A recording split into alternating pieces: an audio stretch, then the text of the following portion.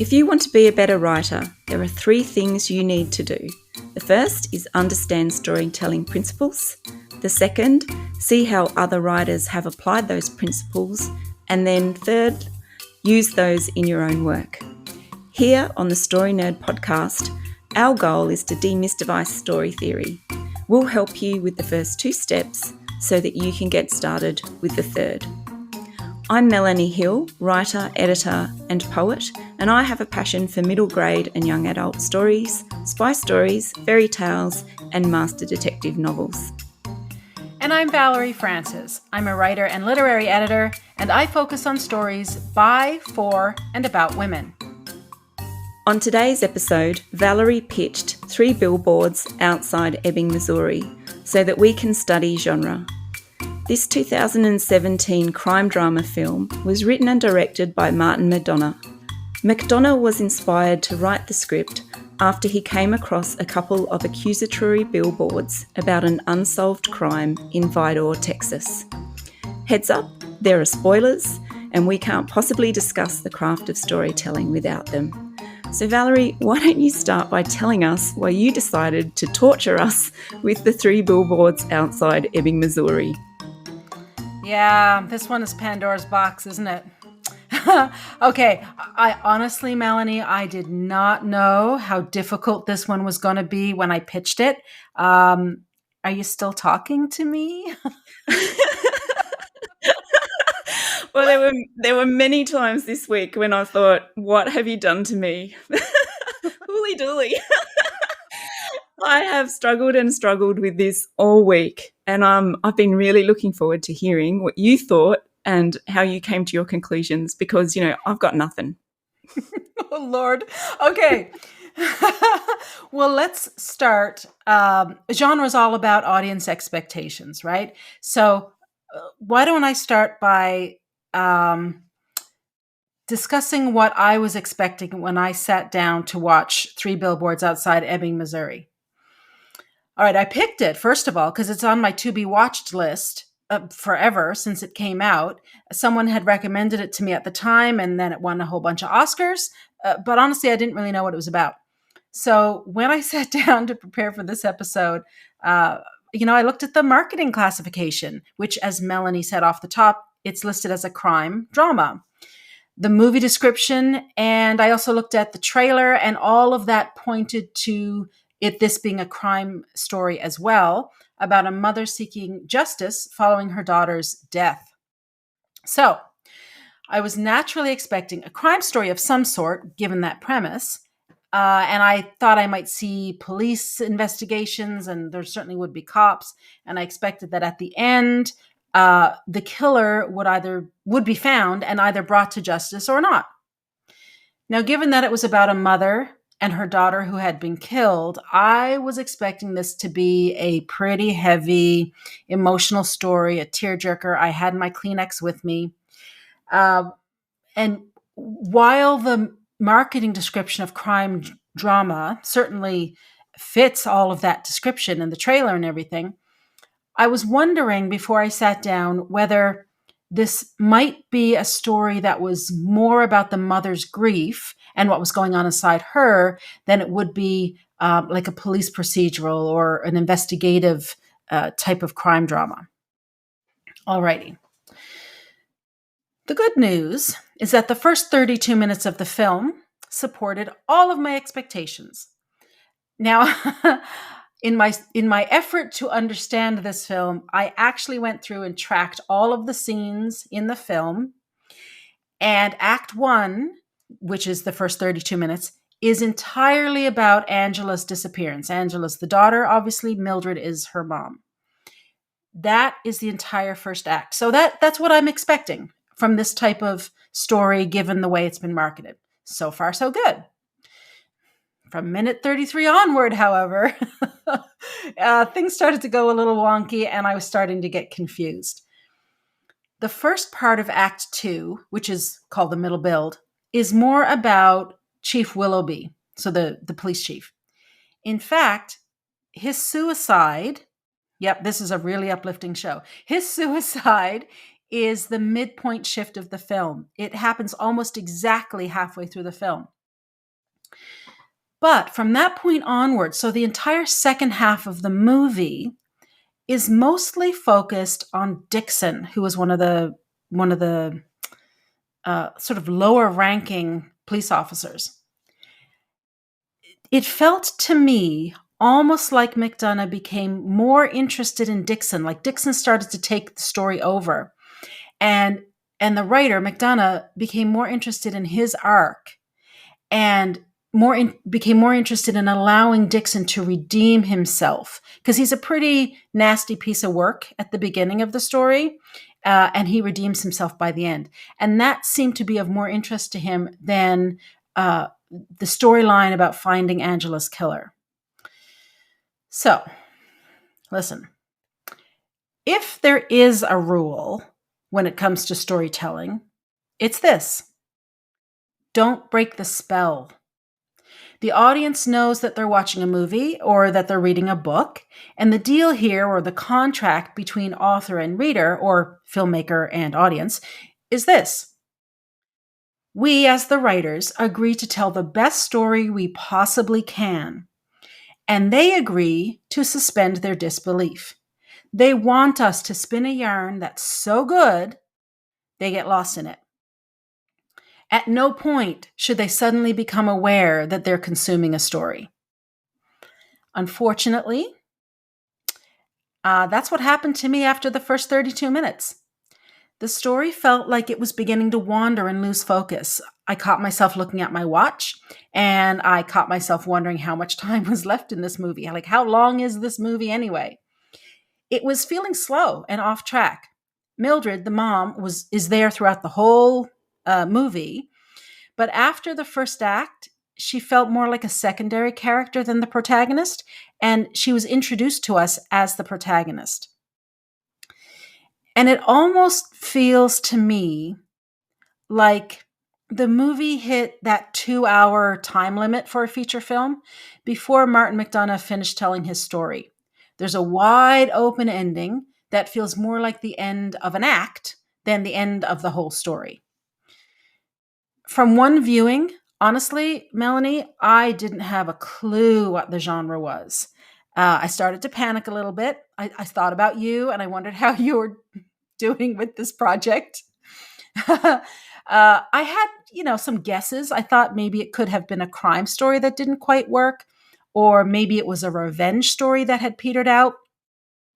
And although it started as a story about a grieving mother, it ended up as a story about a bad cop redeeming himself. So maybe it was a redemption story.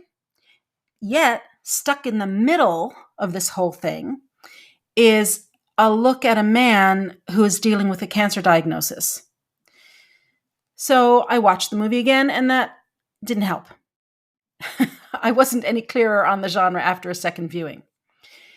It didn't captivate my attention any more than it had the first time, However, having watched it now a half dozen times, I can honestly say that each viewing made me appreciate the performances more and more.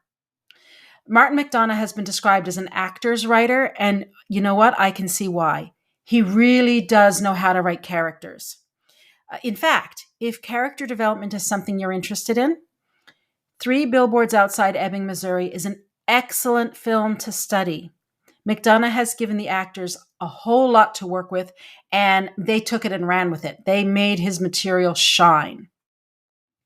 The movie received a lot of accolades, and honestly, I think it's because of the characters and the performances. Yes, the soundtrack is also amazing. As writers, though, character development is definitely something that we do need to understand, and we have to be able to pull it off. Other things like the soundtrack or the casting, that's totally outside our control as writers. So here on this show, I'm going to set those things aside. Okay.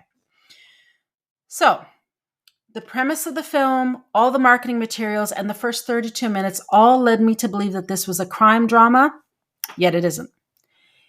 It's the kind of story that typically is right up my alley, yet I kept watching or checking my watch. It's full of very rich characters that have been brought to life by incredible actors. and it was written by an acclaimed screenwriter. Yet, at the end, I was just kind of feeling ho-hum about it. This film was not what I thought it would be.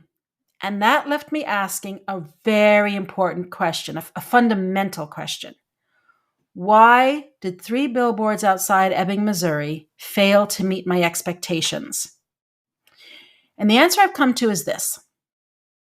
The underlying expectation I had, even before I considered the genre, is that I was watching a film with an arc plot structure. So before you go on to that, so we can, put a bit of a cliffhanger in there, and before you go and talk about art plot, I'd like to echo some of what you've said, but from a slightly different angle. As you can tell by the intro, I really struggled as well. So I'm glad we both struggled. But I also had an interesting experience in the middle of analysing this movie. And during the week, we took our family to see The Bad Guys movie, which is based on the graphic novels by Aaron Blabey. And this was a movie that knew what it was. It was a crime heist story with a maturation plot for the protagonist and the key characters. It was not confusing, but it was not simple or childish either. There were complex issues addressed in the movie, including trust, loyalty, kindness, duplicity, right and wrong, just to name a few. So the heists were tricky and entertaining, but the biggest takeaway for me was it worked. It really worked, and we all walked away satisfied. So it was a joy to come out of that movie, so it was then a very stark contrast as I went back home and then started to get back into my analysis of Three Billboards. So I just want to try and answer the genre question first, and I'll explain how I got to that point a little bit later. So I don't think this movie works either when we talk about genre, and I don't say that lightly. I have a couple of half answers about the genre, which I think fit for a portion of the movie, but definitely not all of it. And for me, Mildred's part of the movie was really a horror story, and I placed myself firmly in her shoes because she was the character that I could relate the most to, and I thought the story was going to be about, especially after the beginning, like you mentioned. And I think a good explanation as to why, or a justification as to why horror sort of fitted for Mildred comes from Sean Coyne from The Story Grid. And he says, the horror story is an allegory for the horrific world we presently or could soon inhabit. It serves as a prescriptive or cautionary tale about how to best metabolize our darkest fears and survive. The power gap between the monster and the victim is immense, and thus the victim who raises the courage to confront the force with all of their inner genius to their last breath inspires us to do the same. So Mildred's scenario is probably one of my second worst fears, where my child is killed and there is no one held accountable or responsible for their death. And not just an accidental death, but a death while experiencing sexual violence. And the community that I live in doesn't support me. Instead, they're upset when my distress and frustration at the lack of interest in finding her killer spills out, and I draw attention to the injustice by calling out the local police force's lack of action on a billboard by a road that no one goes down.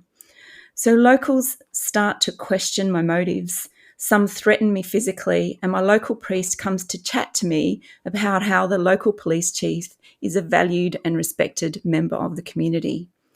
But even the police chief comes to plead his case, that sometimes crimes go unsolved, and he then diverts attention away from the unsolved crime by telling me he's dying. In a horror movie, there's a monster. And in Three Billboards, I think the monster has many faces, and perhaps it's very close to home. So Bill Willoughby, how many people let him off the hook when you're watching it because he's dying?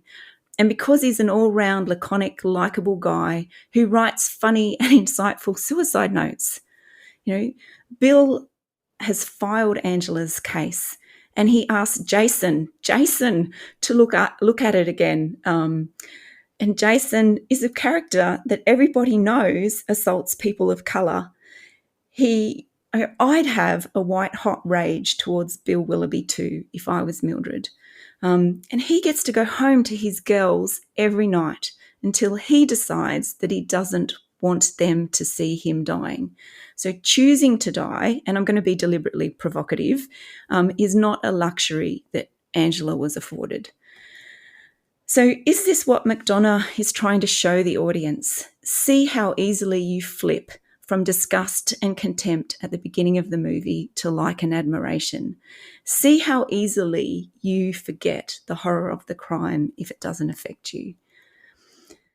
See how easily you forget that Bill tried to intimidate Red Welby at the beginning of the movie, how he tried to manipulate Mildred and divert the attention away from her to himself by announcing I'm dying, when she's the one trying to keep an unsolved murder in the public's conscience.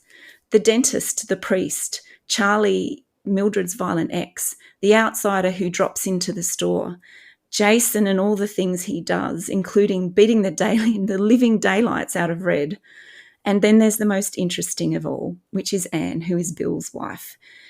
Anne has no empathy for Mildred, and it's Anne that says to Mildred, her two daughters are in the car, and she doesn't know what they're going to do for the rest of the day because it's hard to know what to do the day your husband kills himself.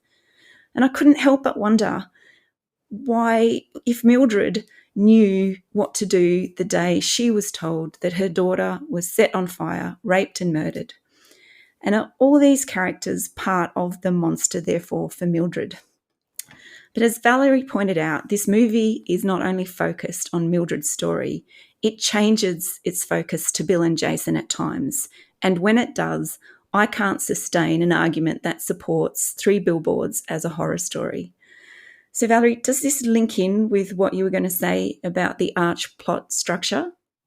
Well, yes and no. But first, I really want to pick up on this idea of yours as it being a horror story. Honestly, I didn't see that at all. It never even occurred to me, but I can see where you're getting it. For me, there's a difference between a horror story and a story that is horrifying. Just like there's a difference between a thriller and a story that's thrilling, or a suspense story and a story that's suspenseful. But that's a conversation for another day. Anyway, back to the arc plot structure. Alrighty. So 99% of the stories that we all consume these days have an arc plot structure. So the books we read, the films we watch, the TV shows we watch, the plays we go to, these are stories that have a clear beginning, middle, and end. There's one or more protagonists that go on some kind of an adventure or journey, and they grow because of it. These are all of the Disney and Pixar movies, right, that we watched as kids, and now we're giving to our own children. These are the feature films from Hollywood. They're the shows that on TV that everyone talks about. As a result, audiences go to a movie and readers pick up a book expecting that the story will follow this familiar, this assumed plot structure. So, if you guys have any intention of publishing your book or having anyone read your book or earning any money from your book, you're going to want to write an arc plot story. But in saying that, arc plot is actually only one structure type. Now, this whole topic of structure types opens up like a serious can of worms. This is Pandora's box, boy. Holy mackerel. Because there is, as far as I can tell, absolutely zero consensus about how many types of structures there are or what they're called. And I was yanking all the books off my shelf this week. What a rabbit hole I've been down. Holy cow.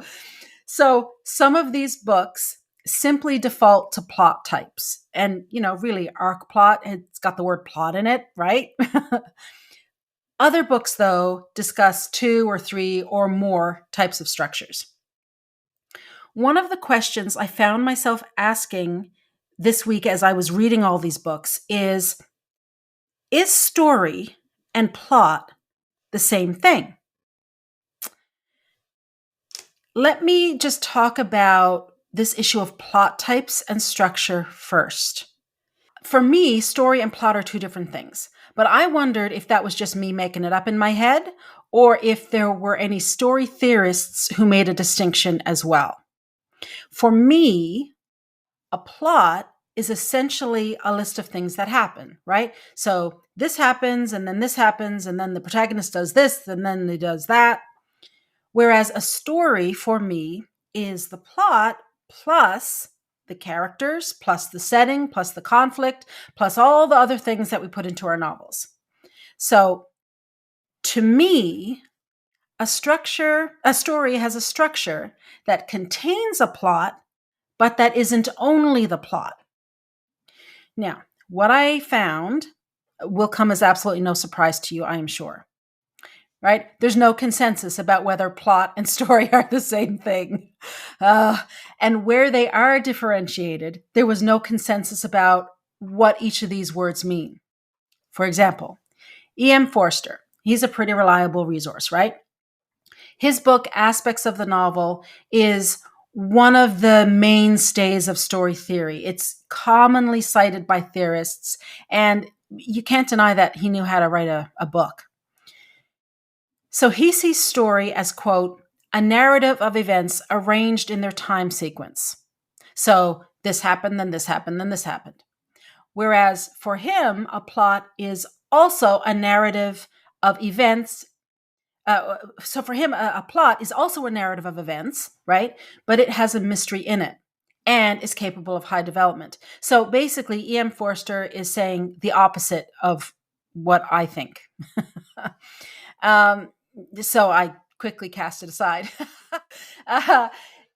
Happily for me, John Truby sort of sees things my way. In his book, The Anatomy of Story, he writes, writers often think that plot is the same as story, or that plot simply tracks the actions of a hero going after his goal, or that plot is the way the story is told. Story is much larger than plot. Story is all of the subsystems of the story body working together: premise, character, moral argument, world, plot, scene, and dialogue. Okay, so I'm going to go with Truby because it makes more sense to me, right? I'm not saying that E.M. Forster's wrong. I'm just saying I'm having a hard time wrapping my brain around those definitions. And Truby's makes more sense to me. So I'm just going with Truby. Now, why is it important to think about the difference between plot and story? I told you this was a rabbit hole this week. This is what happens when you fall down a rabbit hole. But it's actually important to this whole question of trying to figure out what genre Three Billboards Outside Ebbing, Missouri is in. In order to figure it out, we have to understand, I think, that plot and story structure are different things. So, in other words, I'm not trying to articulate what the plot of the movie is. I am looking at the way the story has been constructed, or kind of like the architecture of the story. So Truby makes the distinction, but Robert McKee does as well. So you've got the idea of a plot, which is a sequence of events, but then that plot is working within a framework, an architecture, which would be arc plot or the other types of structural plots. I hope that makes sense. All right, so what are these architectural options, right, that are available to us? So to explain this, I'm going to stay with John Truby and Robert McKee, and I'm going to give you a super high-level explanation of what they both have to say. Let's check in with McKee first. And this is from Story. He talks about three main types of story structure, and he pictures them as a triangle, okay, with the classic arc plot at one point, something called a mini plot at a second point, and anti-plot at the third point. So stories can be purely one of these structure types, or they can be a mixture. So in other words, there's a sliding scale between one structural story type and another. It's not necessarily three distinct silos. Mini plot is a lot like arc plot, but it's not as developed. So for this, I think of, a short story or a novella. I think that would fit there because there isn't enough room in a short story to fully develop a whole storyline, a whole arc plot story. An anti-plot story tosses structure out the window altogether. And here I think of something like sketch comedy or even an anthology where the stories are connected somehow, maybe by theme or a recurring character or a setting. You could have, the same community and each story is from a member of the community. But as a whole, when you look at all of the stories together, they don't come together and form a recognizable story. So, using McKee's understanding of structure, I put Three Billboards Outside Ebbing, Missouri, somewhere between a mini plot and an anti-plot. Now, for John Truby, he uses kind of a grab bag of plot types, but for our purposes, the important ones are the journey plot, which is much like McKee's arc plot, and anti-plot, which is almost like a mix of McKee's mini plot and anti-plot. So, following Truby, this film has an anti-plot structure. And here's what he writes about anti-plots. He says, "What I am calling anti-plot, then, is really a range of techniques that allow storytellers to express the subtleties of character. Point of view, shifting narrators, branching story structure, and non-chronological time are all techniques that play with plot by changing how the story is told, with the deeper aim of presenting a more complex view of human character." See, to me, that's exactly Three Billboards Outside of Ebbing, Missouri. So, regardless of which one we go with, Truby or McKee, one thing to me is really clear, and that's that this film is not an arc plot story. And that was the key to unlocking this whole thing for me. So, all right, who cares? Why does any of this matter? Why am I talking about the plot structure or the story structure here? Well, here it is. My big aha moment this week is this. When we talk about genre, in other words, when we talk about the kind of stories we're writing or the kind of stories we like to read or watch, we're talking about stories with an arc plot structure. That's our kind of default position because it's the form we're most familiar with, because it's the one we've been exposed to the most.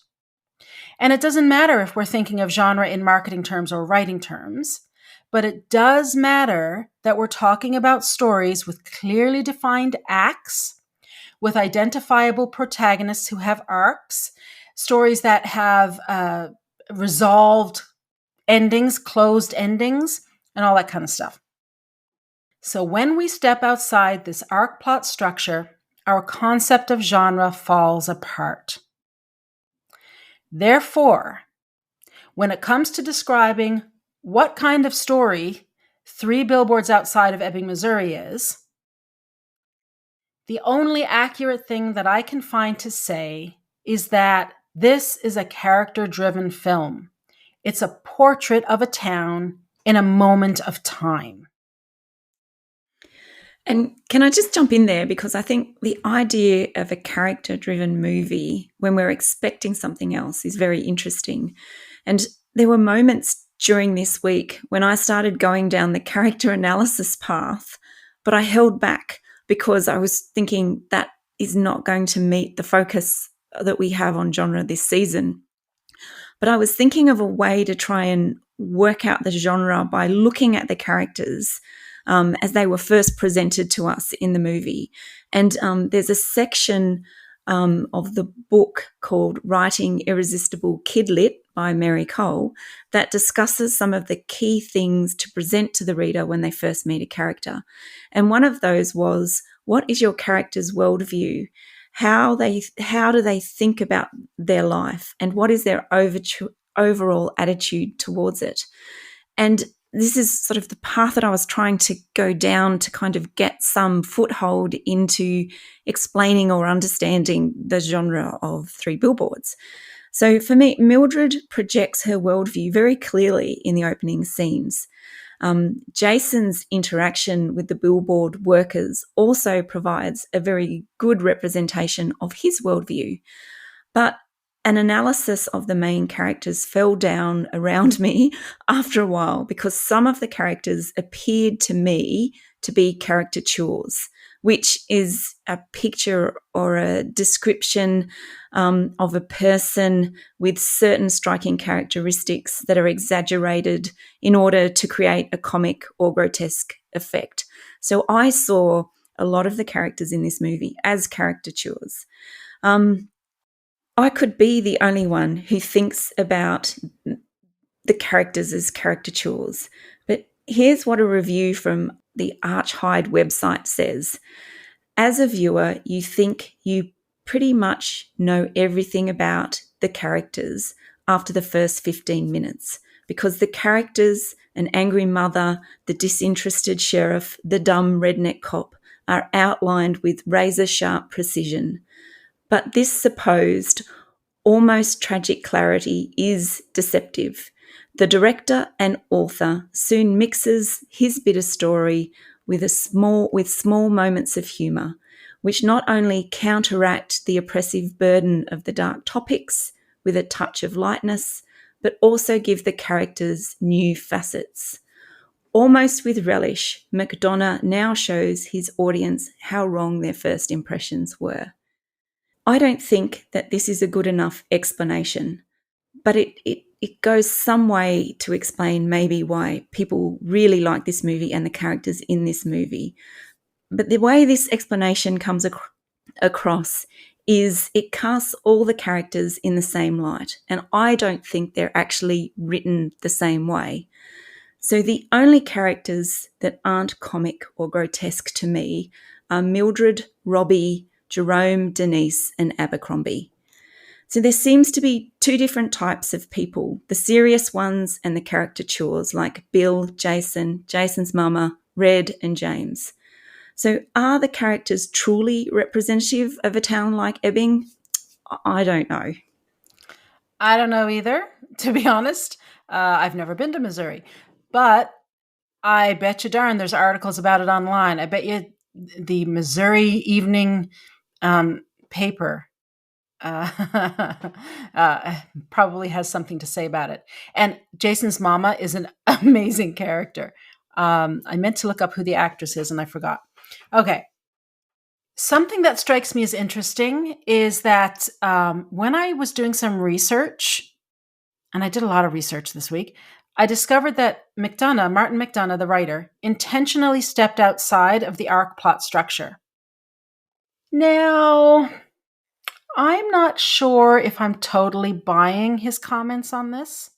And that was his phrase, that he intentionally stepped outside of the normal structure, the expected structure. If I had been the one interviewing him, I would have been asking a whole lot of follow-up questions. I'll be honest. In this one particular interview that I saw with him, he said that he doesn't really care about traditional rhythms of a story. That's a quote. And he also said, quote, that he prefers an untidy narrative structure. All right. But if that's the case, and I'm cool with it if it's the case, but if it is, why then is that first act such a straight up arc plot approach? He said that this film almost doesn't have a structure. And I think this is almost more interesting than the usual 3-act thing. Well, okay. That's a matter of opinion. It's an artistic choice for sure. And clearly he finds it more interesting. But the majority of viewing audiences wouldn't necessarily agree. And, we don't have to look any further than the Marvel movies as proof of that. I mean, those are all arc plot stories. In another interview, McDonough bragged about having written the script in 5 weeks. whenever you hear an author bragging about how quickly they wrote something, disregard it immediately, please. I don't know why this is such a thing that writers have to talk about how quickly they wrote a book. I don't know why that's important. But anyway, he talks about writing it in 5 weeks. But in almost the very next breath in that interview, he said that he had been thinking about the story and sort of noodling on it and how it could be presented for many, many years before finally approaching Frances McDormand. He wrote the part of Mildred specifically for her, and he said that, in his opinion, no one else could have pulled it off, and she is amazing. Now, to me, this is the key to this film's success. It is a brilliant character study, and the cast, every one of them, really does a marvelous job. No question about it. Before this film was even talked about, McDonagh had already built a solid reputation as a writer. And so, because he had that reputation, he was able to attract these A-list actors who were able to then give him stellar performances. I don't think the story would have worked nearly as well or would have been nearly as interesting to an audience if it had been in a novel form, because we wouldn't have been able to enjoy McDormand's performance or Woody Harrelson or Sam Rockwell, who honestly is a chameleon. I did not know that was Sam Rockwell when I watched the movie the first time. We wouldn't have been able to enjoy the cinematography or the soundtrack, like all these things as novelists we don't have access to. And this is why I'm a little nervous, to be honest, because so many novice writers that I either speak with personally or I hear talking in different forums or I'm reading their comments, so many of them reject story structure. And their argument is that they say they want to follow their story and sort of see where it leads them. They have a concern that structure and the principles of storytelling will stifle their creativity. Some of them flat out refuse to plan or edit. They prefer to sit and free write. Yes, storytelling is an art form, 100%. So if an artist wants to approach their novel that way, that's totally fine, absolutely fine. That's their prerogative, just like it was McDonagh's prerogative. If that's your approach and it's working for you, awesome. I'm very happy for you. However, don't be surprised if you can't get an agent, or if you do get an agent, if they have trouble selling your book, or if you indie publish, don't be surprised if you get a lot of 1-star reviews. If you make the choice to write an anti-plot story, you have to understand that it will likely confuse the majority of your readers, simply because they won't be expecting an anti-plot story. Right? It's gonna be odd, and they will. Very few people are going to spend a week going down a huge rabbit hole like I did to try and understand what makes a story tick. Most people will just put the book down and go on to the next book and go on about their lives. So, right off the top, I said, well, what's this movie about? Because really, as writers, that's the first thing we have to figure out. Maybe we don't know it until after we've written a first draft. Maybe we know it before we sit down and write one word. But at some point, we've really got to be able to succinctly say, what is our story about? Because of the anti-plot structure, there's a massive disconnect between the marketing material and the film itself. I can just picture the poor marketers in the film company, in the production company, saying, how are we going to pitch this thing? How do we explain this to an audience? So they defaulted to discussing the premise of the story and what the first act is about. I don't blame them at all. But really, this is not a story about a mother seeking justice for her daughter's murder. That is the inciting incident. It is the premise, but it isn't the movie. And I'm going to give the last word to Martin McDonough because I think he says it best. He said that Three Billboards Outside Ebbing, Missouri is a movie about, quote, rage and anger. So I feel like I'm glad you got somewhere with this movie. You got to a place that made sense for you. But you did a lot better than I did this week, and not even half a bottle of sparkling wine helped me get any further along the path with coming to a really good, solid conclusion. And so I feel like I really failed with this movie, but I want to take people through some of the things that I considered while I analysed Three Billboards, because sometimes these things might help other people, and you'll see this some of the struggle that I had. So I looked at, where is Mildred coming from? And I think she comes from a place of guilt because because of the last thing that she says to Angela before she sees her. And it's a really quite horrific thing, the exchange that they have. So there's a place of guilt that she's coming from, and obviously grief. So, the fact that it was such an awful way to die and nobody is actually being held responsible. I've mentioned before that I think Mildred's living with, something that I would consider to be my worst nightmare. And all of this, I think, congeals and morphs into rage, which is more than anger. I think Mildred has a white-hot fury justifiably about her. And so this is something that I was looking at. I also worked backwards. So I tried to look at, what was Mildred's all is lost moment in the movie? And I thought, what emotion is that turning on? What does this tell us about the type of story? So I thought that moment for her, that all is lost moment, is when she realizes that her ex-husband was the one who burnt down her billboards.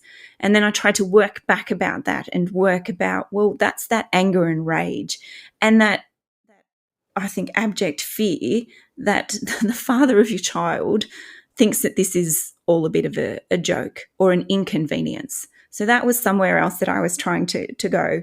I looked at the humour in the movie, and as a circuit and tension breaker, there's physical humour and really witty lines. Penelope is actually quite a good comic character when she comes in when the family are physically fighting and asks to go to the toilet. That was such a good circuit breaker. I could not help but laugh when Mildred was denying that she saw the dentist and she has a numb mouth, and she's trying to talk to Bill and deny that she'd been to the dentist, and it was quite clear that she had. So there were many really good moments of humour in the movie that kind of broke up some of that tension. I also think in line with that there were really two unsung heroes of the movie, Lucas Hedges as Robbie, so Mildred's son, and he is the tragedy, I think, in Mildred's nightmare. And he poses one of the most important questions I think the movie raises, which is, can you still be the parent you need to be when you're in the middle of your worst nightmare? And do you live for the children you have or for the one that's no longer here? So I thought Robbie was a really good character in this movie and probably the one who suffers the most. I thought Samara Weaving as Penelope was also an excellent character and delivered her lines really well.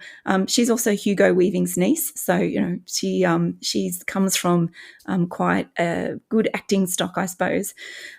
She's the one also that challenges Mildred's self-destructive choices. And do I think it's a coincidence that she's also a teenager like Angela, who is, Angela's father's girlfriend? I don't think so. I think that's really well set up, and also poses some unsaid questions in the movie. There's also some things that didn't gel for me with some of the characters. So Charlie's role as Angela's father, he didn't strike me as someone who really gave a damn about what was happening. And I thought that didn't ring true for me. There's also a lot of fire in the movie. So I looked at symbolism of fire. Angela died being burnt. The police station was burnt, the billboards were burnt, and there was conversation by the dude in the bar about burning somebody. So I tried to look at that too as a continuous symbol throughout the movie. The theme of redeeming the unredeemable, does this land? I don't think for Jason that it does land. I think that shift is so great in such a short amount of time that did not land for me. But I could see there was an attempt to try and redeem his character. But like I said, it didn't work. There were some really great unexpected moments in the movie where it just turned in a way that you didn't expect, and it kept you glued to see what was going to happen next. When Bill decided to take his own life, that was completely unexpected. I was not expecting that to happen, and a few other things that happened that they were really interesting to see. And I think being unexpected, killing your darlings, can be a good way to keep momentum going and to keep people hooked in to see what's going to happen next. The performances were great. And at one point, I did start to think about, is this a very Irish way of telling a story? So if you've ever read any folk stories, original Irish folk stories, there's a tragedy in them, and the types of characters that are in them, to me, sort of rang true in some of the way that the characters were presented in Three Billboards. So I did start to go down that path as well, but I ran out of time because I thought about this a bit late in the analysis piece. But it would be worthwhile, I think, exploring at a point later. And the ambiguous ending. Well, I think, thank goodness there was an ambiguous ending, because it provided me the possibility and the hope that Mildred was actually going to get home to Robbie. So they are just some of the other things that I kind of tested and kind of looked at as I was trying to analyse and come up with an answer for what type of story is Three Billboards. It wasn't until I realized that it's not an arc plot story that I was able to actually relax and enjoy the film. Because now that I no longer have that expectation, I quite enjoy it. It is funny. This is one of the darkest movies ever, yet it's funny. And McKee talks about the good laugh, which is, interestingly, Melanie, a technique that's typically used in horror stories. And you said off the top, you thought this was a horror story. And the reason is, I think it works in any type of story that's super tense, because when you've got your audience that wound up and feeling that much tension and fear, if you don't give them an opportunity to laugh and release some of the tension, then you risk having them laugh at the wrong place, right? So McDonagh certainly knows how to put in the good laugh, 100%. There's lots and lots and lots of great stuff about this film to enjoy. Like I said, especially if you're interested in how to develop characters, because I think he nails that 100%. But Melanie, I really want to emphasize to you and to everyone listening that there is no failing here. This was a really hard movie. Like, it was really hard. And I really did not have any idea that it was going to be this tough. Holy cow. I hope next week's is a bit more straightforward. But I think there is a really important takeaway here for everyone. When we study stories, it's not about succeeding or failing or being right or proving somebody else wrong. The goal here is to deepen our understanding of story. And just by virtue of you having watched this film multiple times and having spent the whole week really thinking about this and trying to puzzle it out, you've learned a lot, more than you probably realize. And, at some point down the road, it could be when you're working on your own novel, or maybe you'll be helping a client whose manuscript has sort of wandered in that middle build there. I bet you're going to remember this film, and you're going to remember this podcast, hopefully in a good way. You're going to remember, I think, the effect that an anti-plot story has on a reader. And you're going to understand, I think, maybe even more than you did before, why we as writers need to have a solid handle on how arc plot stories work. So all is not lost. Alrighty, we end the episodes with an action step for you guys. So here's the action step for this week. I want you to think about the reason why you're writing your story. And I want you to be honest with yourself, brutally honest. What is it you want to accomplish? Now, I've had a lot of clients tell me that they don't care if their book ever gets published and they don't care if anybody reads it. However, so far that has never been the case. The reason we say that is because somehow it feels arrogant to us or pretentious, right, to introduce ourselves as writers or to state that we want to earn a living with our books. That can be a really hard thing to do when you're at a dinner party or a cocktail party and someone says, "And what do you do?" And you say, "I'm a novelist." It took me a while to be able to say that. Now I hold my head up proudly and say it. But it was challenging to take that on. But it was true, so I had to own it sooner or later, right? If that is true of you, if you really do want to publish, and you really do want millions of people to read your book and enjoy it, understand that in order to get an agent and get published and get people to read your book and earn a living, understand that the first half dozen books or so that you write are going to need to be arc plot. And you've got to know how it works and you've got to be able to pull it off. However, if you truly, really, truly don't care if your book gets published or if anyone ever reads it, then focus on the enjoyment of writing. Feel free to follow your story wherever it leads you. I mean, really, as long as you're having a good time, that's all that matters. So that wraps it up for this week. Join us again next week when we discuss The Courier, which I hope is going to be just as interesting, but in a different way. So to support the show, please leave us a rating and review and tell your writer friends about us.